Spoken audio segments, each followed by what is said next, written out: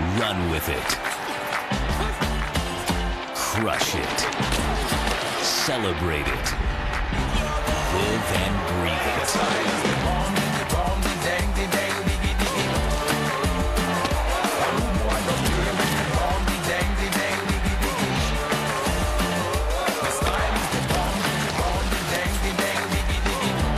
It's week 1.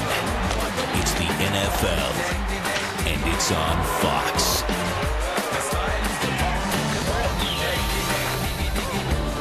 And welcome to week 1 of the NFL with Hurricane Katrina and the anniversary of 9/11. Today is a day that certainly transcends sports here on Fox NFL Sunday. And hello, everyone. I'm James Brown. And hello again to those of you who were with us the past half hour. And welcome to the viewers who are joining us now.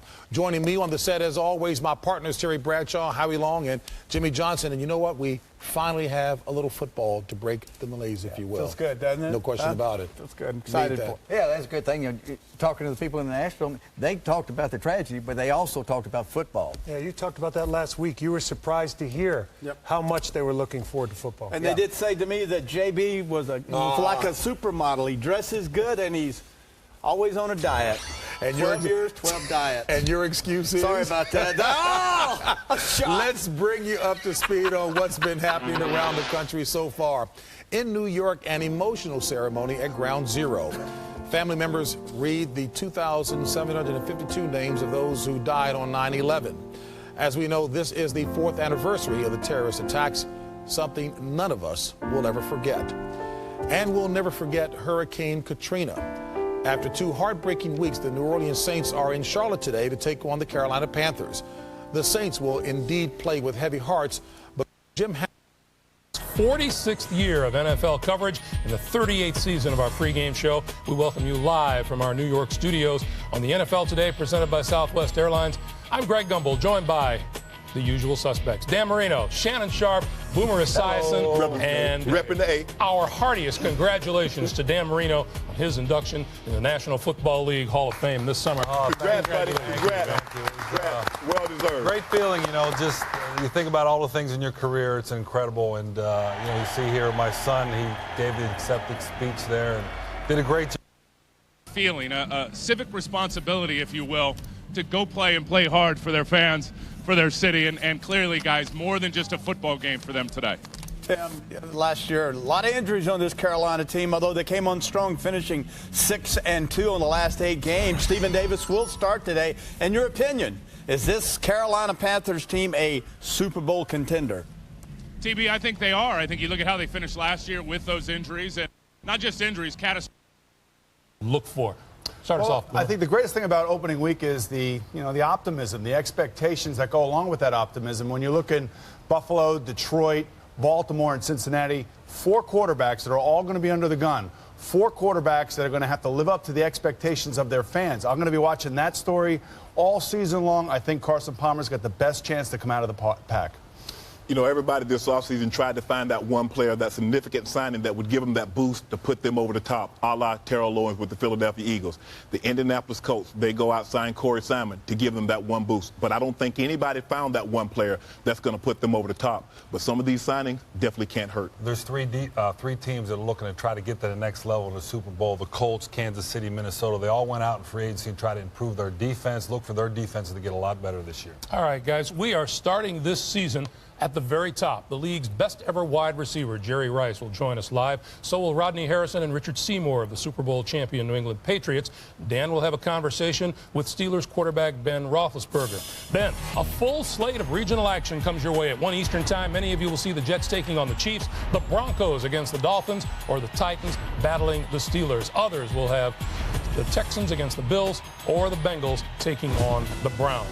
Following football today on CBS, it's the Men's U.S. Open final. Top seed and defending champ Roger Federer takes on the surprise of the tournament, number 7 seed Andre Agassi, who at age 35 is the oldest finalist in a tennis Grand Slam in 31 years. Now, today marks the 4th anniversary of the 9/11 terror attacks, and here in New York City, there was a ceremony earlier this morning in Lower Manhattan at Ground Zero, where the World Trade Towers once stood. Doreen J. Angrisani. The NFL opens this season mindful of the 9/11 anniversary and also mindful of those in need following Hurricane Katrina. The league, its owners, the clubs, and the players have already donated nearly $8 million to relief efforts, and the fundraising continues at stadiums across the country today. The NFL has designated Week 2 of the season as Hurricane Relief Weekend and will use the games as part of their ongoing efforts to help. Here's a live picture of the New Orleans Superdome, a grim reminder of Katrina's devastation. Home to the Saints and host of 6 Super Bowls, the Dome has now been declared a public health hazard and is closed. It may never reopen. The New Orleans Saints open the season today on the road against the Carolina Panthers. And our Leslie Visser joins us now live from Charlotte with more. Hello, Leslie.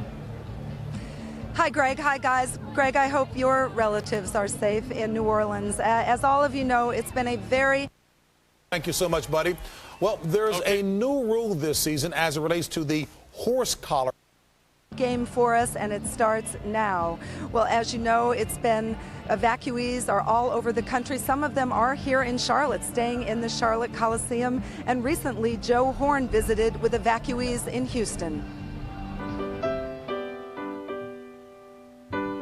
For the people along the Gulf Coast, it is a catastrophe. River rolls all day, the river rolls all night. Some people got lost in the flood. Some people got away all right. It was sickening. We had to sit back and watch our homes, watch the people there crying out. It was sad. It was sickening. Guys were crying watching that all night long. We knew we had fans and we had citizens of Alabama, Mississippi, and Louisiana that were starving, that was having a slow time having to have help come and get them. I knew you was coming, man. No doubt. God bless y'all. Hey, sweetheart. You cute. It's good to see somebody here from home. It really is. I didn't come out here to make a big scene about who I was, and it wasn't about that. I didn't even bring anything. I just brought myself to let people know that I'm here to support you. It's going to be a brighter day. Trust me. That's the love that I'm trying to show by being out here, signing some autographs, watching the kids, watching the smiles on their face. That's what it's all about. I'm going to make you laugh. Right now, I'm happy because I see people get nourishment. I see bananas. I see the apples. I see cereal. In New Orleans, they didn't have that. We appreciate Houston. We appreciate Dallas. We appreciate San Antonio for showing the love. This is something that you didn't have to do, but you're doing it on your own, and we're proud of you, man. I appreciate it. And I thank you for it. Bob, I appreciate it. The water's going to leave. The city will be rebuilt. Tell all the people in New Orleans, don't worry, they got better days ahead. They're going through some trying times right now, but I know me being on a football field representing for the state of Louisiana will bring smiles to their face. Louisiana,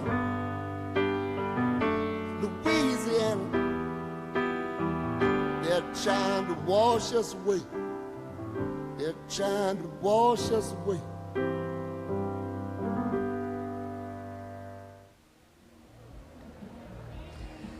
Officials in New Orleans say it could take even up to a month just to assess the damage to the Superdome. I'm joined now by Saints coach Jim Haslett. Jim, thank you for coming on. You declined an offer from Paul Tagliabue to speak to your team. What did you tell your team?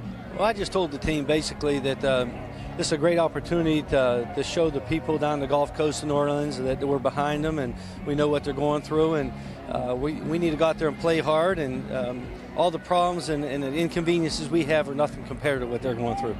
That is so true. For people who don't understand about next week, why are you playing in New York and not in Baton Rouge or San Antonio? Well, I don't know. That's a league decision, and hopefully it's a good decision based on if they have a telethon and they can raise a lot of money for the people down there, and I'm all for it. And this team's resilient. We'll deal with any situation we have to put forward, and we've done a good job up to this point, and we'll deal with anything we have to. What do you see? I know it's so hard to assess, but what do you see for the future of the New Orleans Saints? Well, I see us going back to New Orleans at some point, and hoping that they rebuild the city into a beautiful city, and hopefully rebuild the dome or have a dome built for us that we can go back here and play and make the city proud. And the things that we've gone through as a football team and the hardships that the people have gone through back there, there's no comparison. I don't think anybody in this country has to feel sorry for the Saints. We're going to be just fine. Well, thank you, Jim. Thank you for joining us, and be well. Of course, this has also affected the Panthers. Quarterback Jake Delhomme is from Lafayette, Louisiana, actually Breaux Bridge, and he told me that they have taken in the city, Lafayette, more than 8,000.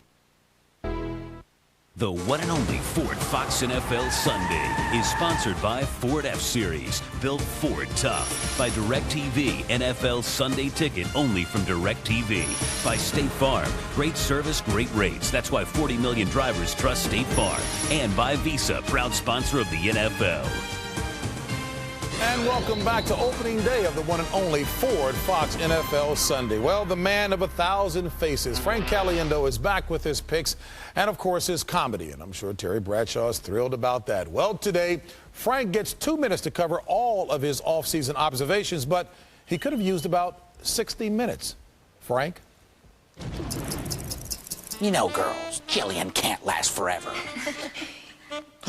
Girls, give me a minute. Daddy's got to go to work. Do you ever notice that a lot happens in the NFL offseason? I have. I mean, besides your ho-hum trades and a little boring gunplay, this has been quite a year. Ricky Williams is back after a brief detour into holistic medicine. The good news is the Dolphins team doctor says Ricky's glaucoma seems to have cleared right up. Perpetually disgruntled wide receiver Randy Moss got traded from the Vikings to the Raiders for less than I got when I pawned my clapper. Man, I really missed that thing. The Raiders actually wanted Moss last year, but his rap sheet wasn't long enough yet. Here's a story that seemed to slip under the radar. I don't know, maybe a couple of you have heard about it.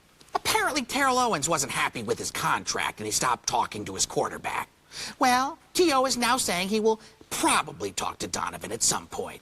So soon, just like the rest of us, McNabb also will be wishing T.O. would just shut up. Even Rush Limbaugh offered to help settle the feud. He says football's like life, and he knows life. Too bad football isn't like pie, because Rush really knows pie. Okay, time for some picks. This week I like the Patriots. Well, not everybody knows they already played. Who watches football on Thursdays? Okay, I'll go with the Vikings over the Bucks, the Chiefs to beat up on the Jets, the Lions to top the Packers, and my upset special is the Saints over the Panthers. You know, now that next week's Saints-Giants game is moving to Monday night, ABC is taking a game away from Fox. The last time ABC took something away from Fox Sports, it was Jimmy Kimmel. And I think we all know how that worked out for everybody. Okay, now it's time to send it back to the guys. Before we do that, JB, did you hear about the commercial Terry Bradshaw turned down? Neither did I. You've done all right commercially. He's like, you know, he's like the shingles. He keeps coming back and he's painful to look at. As Andy Rooney would say, did you ever notice? Frank's not funny. What do you take shots at me for? That's no good. Well, it's the first very day. pleasing to look at is Jillian Barberie. By the way, we can see her in a soon-to-be-seen skating with celebrities, and you are a competitor? I've got the bruises all over to prove it to, JB. Ooh. Hello, boys. We've got a lot of weather going on the East Coast. Yes, you can. Back-to-back. 3 out of 4. The best team in the National Football League. The Patriots are going to be Super Bowl champions again. Welcome back live, everyone, to the NFL Today, where it's time for Chalk Talk, presented by Diet Pepsi. And we are joined now by 2 stars of the New England Patriots Super Bowl champion defense, Richard Seymour and Rodney Harrison. We thank you for being here, considering you had nothing better to do today anyway. You know, before this season began, everybody's talking about, well, the Patriots have lost Romeo Crennel, Teddy Bruschi's not going to be there. There are all kinds of concerns about the defense, which didn't look all that bad in the opener against the Raiders. Did you guys have any such concerns? Well, coming out, we really didn't know how we was going to play. We really didn't know what was going on. But what happened was we came in, we practiced well that week. We had a game plan. Our coaches implemented a great game plan for us, and we just went out and executed. That first drive, that first series, we were a little rocky, but we came in, we settled down, and we got it going. No, it's interesting. After the game, Rodney, you were talking to John Dockery on Westwood One, and you said that you weren't really particularly happy with the defensive performance. And I guess everybody wants to just assume that it was because Romeo Crennel was not there, or Teddy Bruschi wasn't on the field, or Teddy Johnson. I mean, what you actually said you weren't happy about that. Why would you say that? No, we were very disappointed in our play. I mean, the first drive, they took it 65, 70 yards down there and scored a touchdown on us. But I mean, it has nothing to do with Romeo. Romeo didn't miss one tackle. It is Randy Moss, Thing like that. I mean, yeah, Randy Moss, you have other guys, but I think after the first series initially, we settled down, we calmed down, we got back into form, we went out there and made some big plays. Do you guys ever get upset because all you hear is the scheme of the New England Patriots? It's the coaches of the New England Patriots. They never mention a Richard Seymour. He just told Rodney you it was all about the players. No, but I'm saying it was all about the players. Forget the coaches. Does that get you upset? Does that make you go out and say, okay, we're going to show them that we're a pretty good football team? Well, I mean, we have that blue-collar image or persona around our ball club. But, I mean, it's disappointing sometimes because you have a lot of great players on that team that necessarily don't get the credit that they deserve. Mike Vrabel, Willie McGinnis. I mean, these are Pro Bowl caliber players that make a huge difference and can go out there. You look at Richard Seymour. He's the best defensive tackle in the game, but you never hear that. You never hear that, but you have to understand. I was just going to say that. I was just going to say he's the best defensive lineman in the game, and I was going to ask him the question. I noticed the other night that you actually lined up in 4 different positions. They're moving you around. Are you comfortable with that, and why are you doing that? Well, I think what we have on our football team is a lot of versatile guys. I can play outside, inside. You know, you take Willie McGinnis, Mike Vrabel. Those guys rotate inside, outside. So, I mean, we have to be prepared all across the front. And, you know, guys like Vince Wilfork, Jarvis Green help make my job a whole lot easier. So. You know, you guys, everybody's wondering if you can win yet another Super Bowl. If you look at the NFL schedule, the first part of the season, it's not exactly the easiest road to the postseason. Take a look at Carolina, at Pittsburgh, home to San Diego, at Atlanta, at Denver. Somebody doesn't like you. I want to know who made that schedule. I want to see those guys. But I look at it, you know, it's just another opportunity for us. You know, at first in 01, we were a Cinderella team. We wasn't supposed to be there.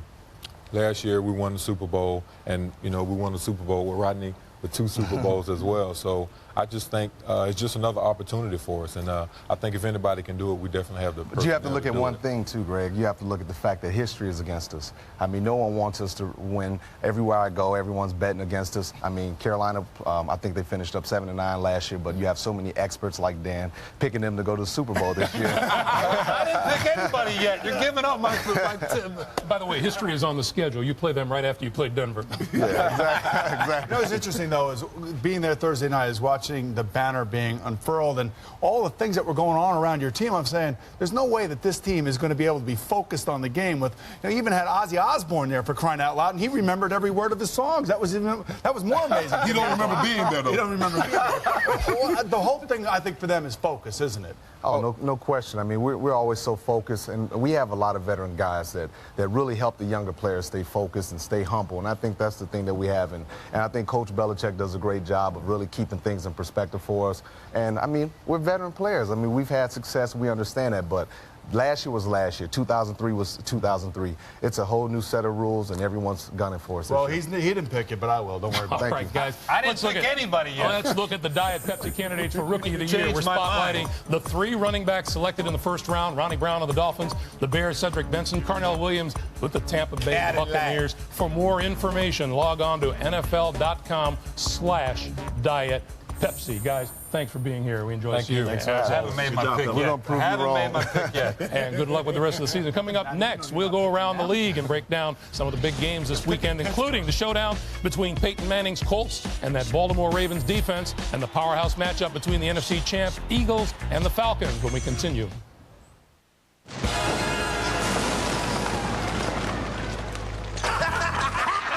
There's no money here.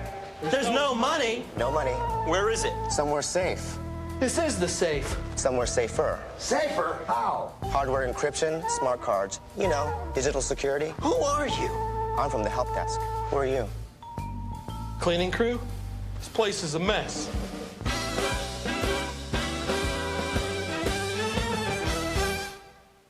What can saving for college teach us about financial decisions? Honey, can we fly this year?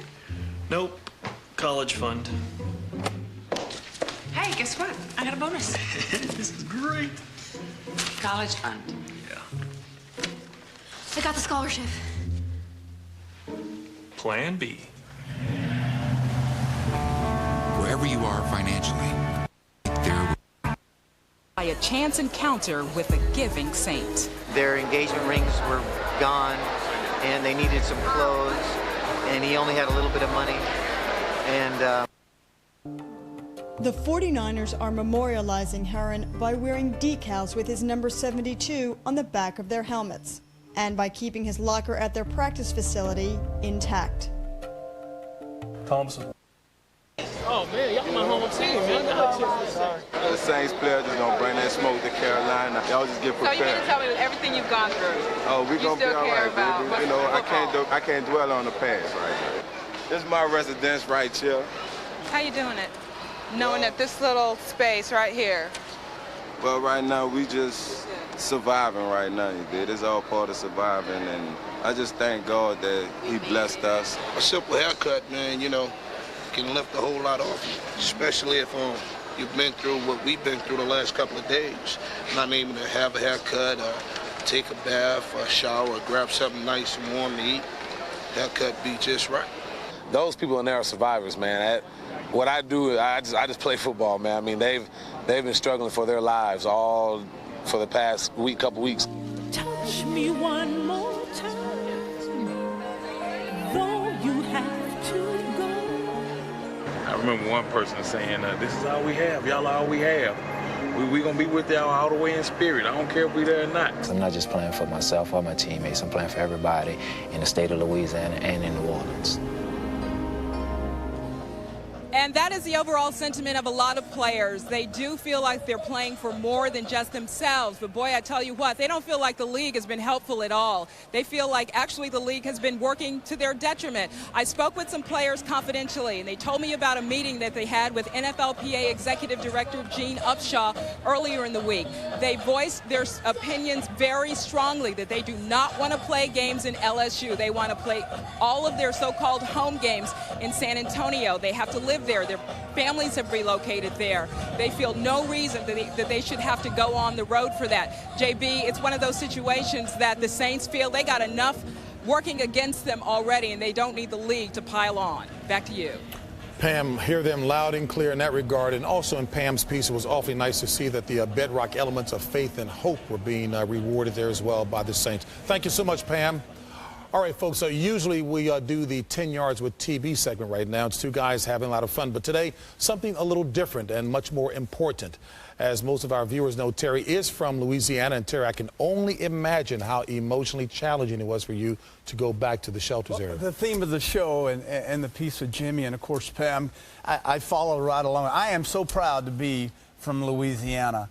I was uncertain of what to expect when I got to Baton Rouge, but I got to tell you, I'm so filled with love and encouragement from these wonderful people who have nothing, as you'll see. Sometimes it takes tragedy to remind us of the goodness in people. I saw that spirit of goodness and kindness firsthand in Baton Rouge and the surrounding communities. What you will see as we go in here today is this. We're going to see inside a complete city. And the shocking thing is, at least it was to me, is you're going to see all this love. Well, you're my friend. These people have been absolutely a blessing to us more than we have to them. And can you see? Good to see you. Good to see all of you. Appreciate all you're doing for my state, for all these wonderful people. We done lost everything, and I hope you can hope that our Saints win this year, though. There you are. How old are you, Isaiah? 3. I'm old, ugly. Well, I know the feeling.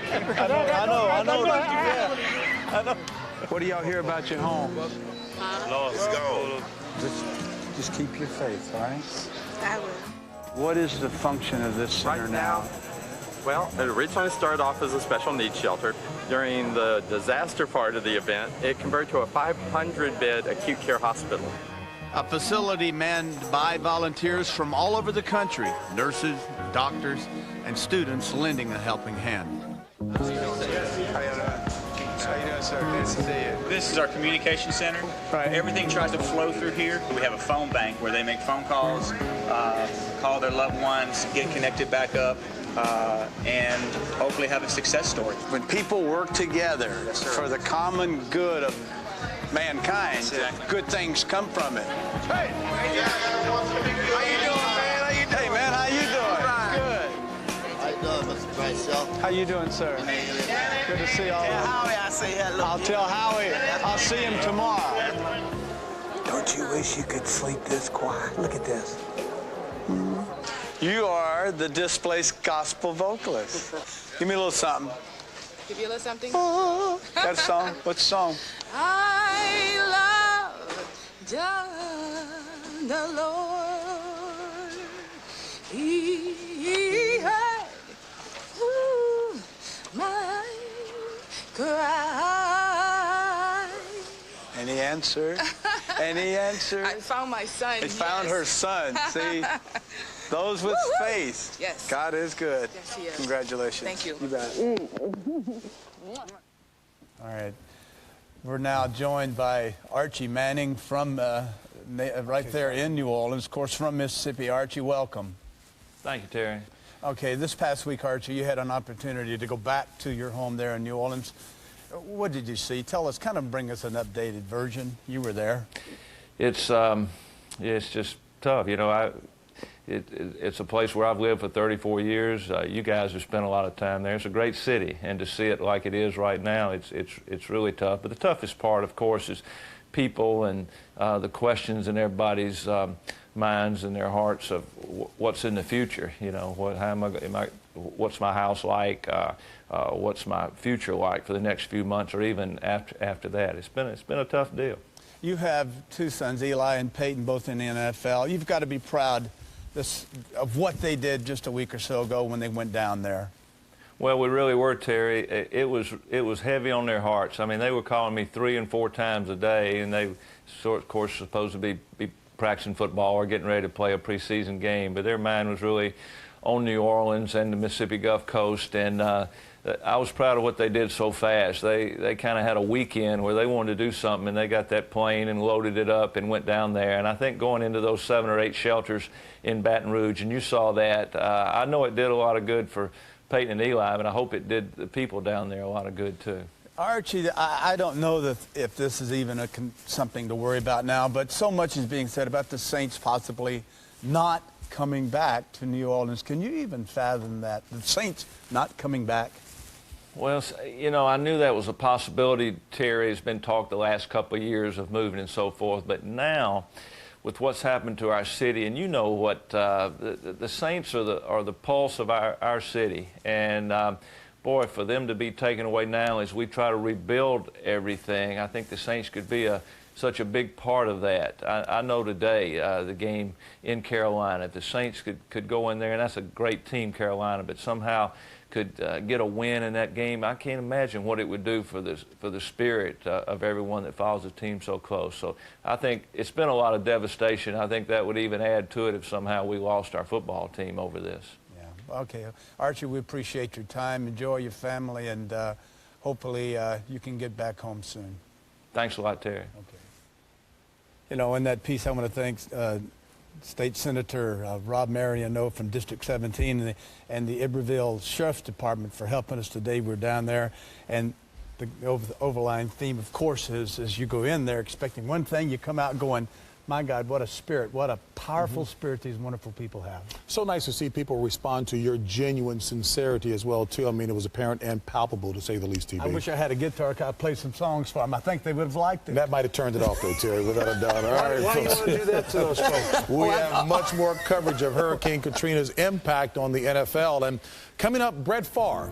We all know he's a future Hall of Famer who plays his heart out each and every week.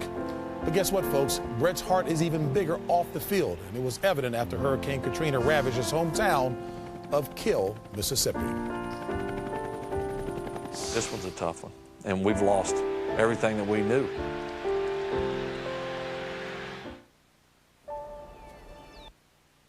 Is finally tamed. You're watching the NFL Today on CBS. Welcome back to the NFL Today as we continue kickoff weekend 2005. The Jets and the Chiefs battle this afternoon. New York's Chad Pennington's coming off rotator cuff surgery. The Chiefs' Trent Green has a stent in his leg to improve circulation. Phil Simms joins us live from Kansas City now. Phil, you watched them warm up. How are they looking to you? Greg, they're both looking good. You said it right. Trent Green put that stent in his leg about 10 days ago to get circulation back in his foot, which was going numb. He told us this week, starting on Monday, he practiced. He had a terrific week of practice. He felt good. He can move around. His arm is fine, so he is ready to go. Chad Pennington, you know, the surgery during the offseason, his shoulder, so much talk about it. Talking to him yesterday, he was really, really upbeat, saying his arm was much stronger this week, had some pop and some strength. In fact, he said, I'm feeling so good physically that today I'm going to be a little more spontaneous, and when the opportunity arises, he says he's going to take off and run the football. So, to sum it up, Greg, both quarterbacks out here in Kansas City, they looking good. Have yourself a good day. Thanks very much. You know, both quarterbacks here in the studio are looking good, too, by the way. But I will say this, that, you know, Chad Pennington is healthy. We saw that in the preseason. He's fine. He was a little spotty against the Giants their last preseason game. I would say this, that it's going to take Chad a little while here early in the season to get used to Mike Heimendinger, their new offensive coordinator, and I suspect that it's going to take Heimendinger a while to get used to his new quarterback. You agree? I do agree. All right. All right, thank you very much. Let's check out the Sprint NFL poll for the day. Who's the surprise team this year? Is it Arizona, Cincinnati, Detroit, Jacksonville, those New Orleans Saints? We'll have the results for you coming up Cowboys at halftime. Our Hall of Famer Dan Marino had a record-breaking sophomore season that helped pave his way to Canton. As we look ahead to today's matchup between the Titans and the Steelers, Dan, there's pressure on Pittsburgh quarterback Ben Roethlisberger to follow up his rookie season with more heroics. Greg, you're absolutely right. And a year ago, not many people can even pronounce Roethlisberger, and that included me, obviously. But everyone knows Big Ben, and there are high hopes for him to live up to high expectations.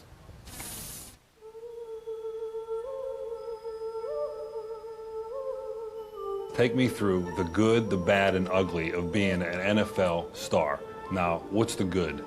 Being able to play golf with people like you and hang out and do fun things. Like, I've got a lot of opportunities to go on TV shows and do commercials and meet people that I never thought I'd ever get a chance to meet. And what's the bad? You know, your lack of privacy. Everyone's wanting a piece of you. There's people acting like they're me in Pittsburgh and getting in trouble for it, and just the scrutiny you're under. Is there any ugly? Ugly the way I played at the end of the season last year. Dealing with the Rasta, two-faced. Roethlisberger fires across his body. Intercepted. Picked off left side.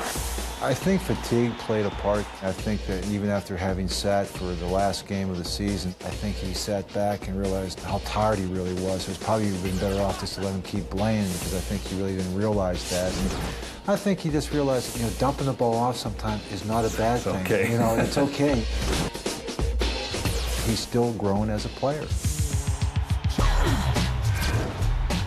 the playoffs, he wanted to be the guy to make the play. He would talk about this is what quarterbacks live for. He has to understand the game has to come to you.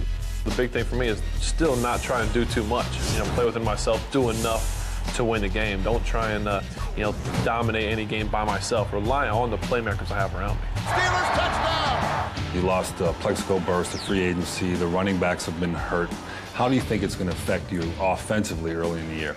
It's got us a little bit in this preseason. You know, people say we haven't scored anything because, you know, we're moving guys around, not having Hines in camp and him playing a little bit, and we got a new guy in Cedric coming in. But the wheels are turning, you know, and we're not quite all in sync yet. But I have a lot of confidence and comfort that when we do get in sync, we can be pretty dangerous. You know, we're not asking him to put the whole offense on his shoulder. Just go out there, manage the game. We got to help him make plays in the passing game.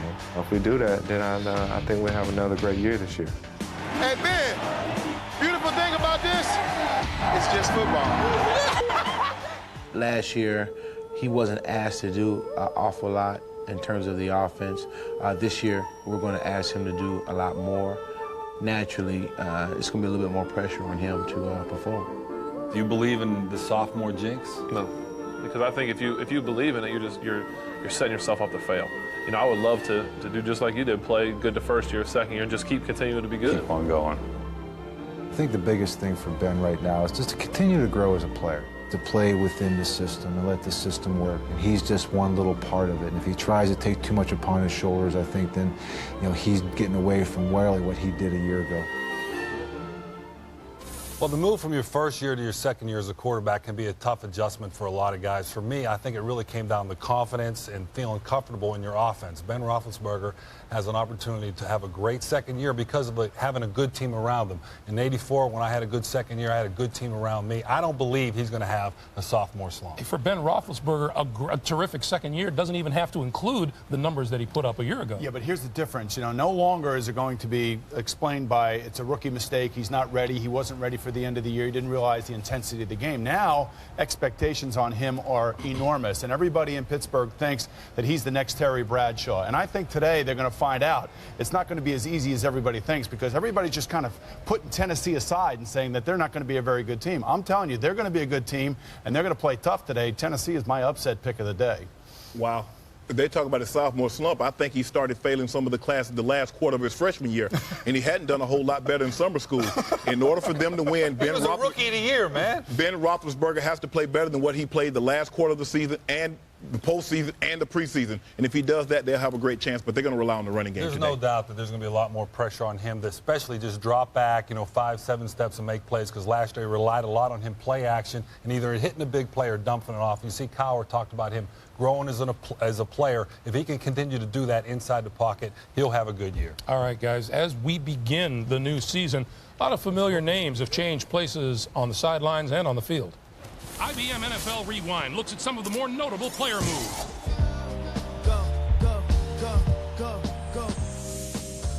The Oakland Raiders made the biggest offseason acquisition by picking up 5-time Pro Bowler Randy Moss.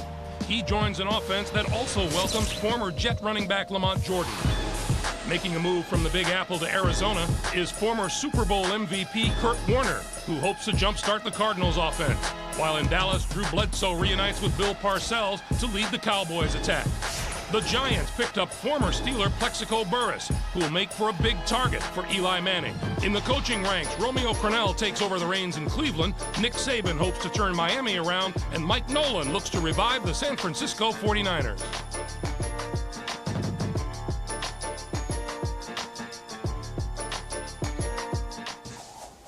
For more, go to NFL.com, your official source for NFL news.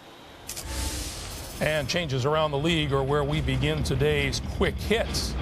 Let's start with Dan Marino. Besides Oakland's acquisition of Randy Moss, who had the best offseason move in the NFL? Well, there's quite a few teams that actually did pretty good. You see Randy Moss right there. I think really Dallas bringing in Drew Bledsoe is going to make a big impact on them. Last year, Drew started to play real well for Buffalo. He went 8-2 at the end of the year. They won 6 in a row. They were putting up a lot of points, and Drew Bledsoe has a success rate with Bill Parcells. He has played well with him before. I think he's the big guy to get me off. Oh, you almost made it. You know what? I know you love Drew Bledsoe. I love Drew Bledsoe, too. But can we finally get off of him, please, and take a look at what Lamont Jordan and Randy Moss did for Oakland on Thursday night? Now, I know they don't play he hasn't defense. played yet. Okay. Yeah. I know they don't play defense, but certainly I'm sure Rodney Harrison will tell you that Lamont Jordan's a load and Randy Moss had a big night. So I think those two right there are the best offseason additions. All right, guys. I like Kurt Warner.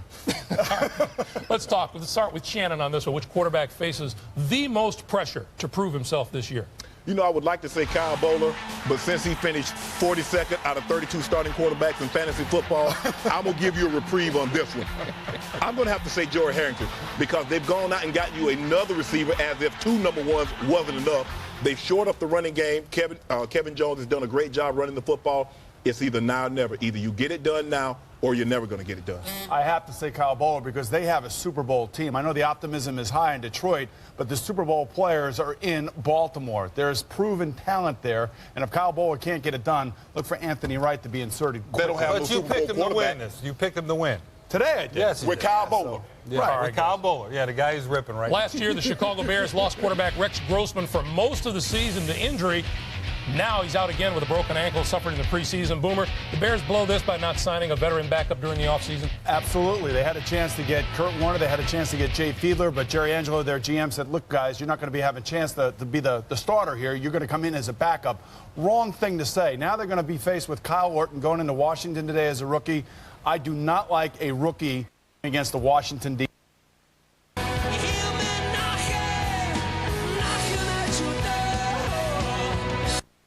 There. Thank you for agreeing with you. me, guys. Finally. All right. Now, let's go to the postseason.